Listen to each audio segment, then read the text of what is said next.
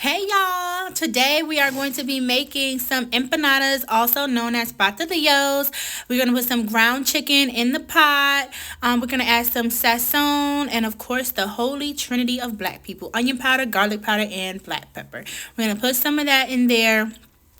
I don't like to put a lot, just put enough to the ancestors to tell you when to stop. That's how I cook. I'm sorry, I can't tell you measurements. But we're gonna put some Mrs. Dash in there as well. We're going to mix it up, cook it thoroughly. Make sure your chicken is cooked thoroughly. You don't want no salmonellas in there. You're gonna add some sofrito. I use Goya sofritos in an international section. If you live in the South, you're gonna put maybe 3 or 4 spoonfuls. My mom told me how to make this like homemade, but ain't nobody got time for that, baby. I just worked a 10-hour shift. You think I want to do that? No. So we're gonna put that in there. We're gonna mix it around, make sure it's cooked thoroughly, and also chop it up very well because this is going to go in our empanadas. So we're gonna chop it up very well, make sure it's real fine pieces.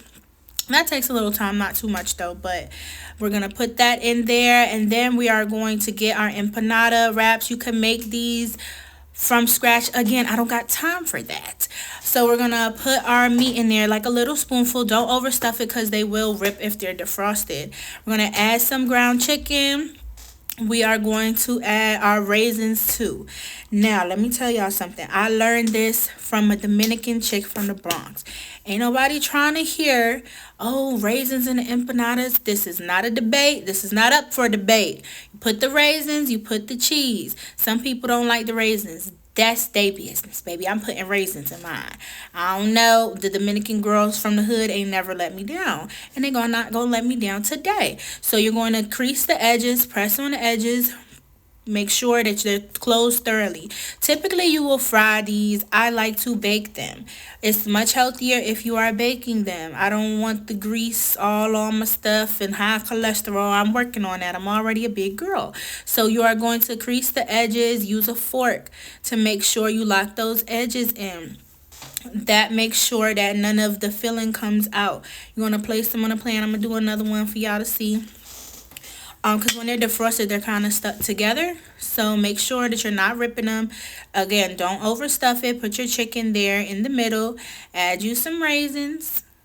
Add you some cheese. So the raisins, from what I'm thinking from the raisins, it's the saltiness with the sweetness is like a good combo. It's kind of like chocolate with a pretzel or caramel with a pretzel. It's just, I don't know how to explain it. It's like salted caramel. There we go. You're going to want a salty with the sweet. And that's how I think of it in my head. But once I got the raisins in there, I never went back. I'm just a regular schmegular degular girl from the Bronx. Like, that's how we eat it. So you're going to make sure you put them on a pan. Make sure they're even. And make sure you egg wash them. Put an egg wash on there so they do not burn. And I'm putting them in the oven at 350 for about 30 to 35 minutes. And this is how they came out. And they were so yummy. Bye, guys.